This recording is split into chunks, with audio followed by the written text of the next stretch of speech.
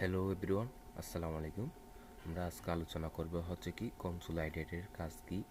কনসোলাইডেট কাজ হচ্ছে কি একই ক্যাটাগরি। মনে করেন আপনি সামারিতে নিয়ে আসতে যাচ্ছেন অথবা সারমর্মতে নিয়ে আসতে যাচ্ছেন, যেমন সিওর বাবদে কত টাকা খরচ হয়েছে, ম্যানেজারের বাবদে কত টাকা খরচ হয়েছে, এটা আলাদা করে একটার মধ্যে নিয়ে আসতে যাচ্ছেন, তখন আপনারা শর্টকাটে কনসোলাইডেট দ্বারা ব্যবহার করে নিয়ে আসতে পারবেন।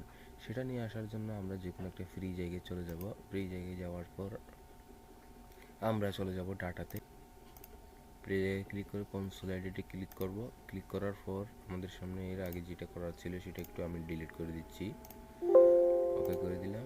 এখন এই ফ্রি জায়গায় ক্লিক কার্সর রেখে এরপর আমরা চলে যাব কনসোলাইডেটে ক্লিক করার পর এখানে রেফারেন্সটা আমরা করব কি, এই রেফারেন্সটা আমরা সিউর বাবদে মোট কত টাকা খরচ হচ্ছে, ম্যানেজারের বাবদে শিফট ম্যানেজারের বাবদে কত টাকা খরচ হচ্ছে সেটা স্পেসিফিক আমরা আলাদা করে নিয়ে আসতে আসছি। তাহলে এই হেডিং সহ আমরা সিলেক্ট করব, এরপর অ্যাডে ক্লিক করে দিব।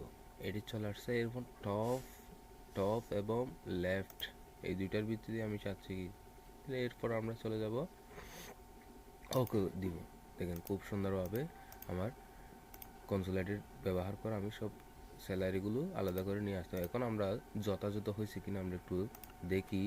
ইকুয়াল ইকুয়াল এত প্লাস সিও আর একটা আছে, এত প্লাস এত প্লাস একটা আছে সিউ, তো এন্টার প্রেস করলাম। দেখেন খুব সুন্দরভাবে আমরা নিয়ে আসতে পারছি।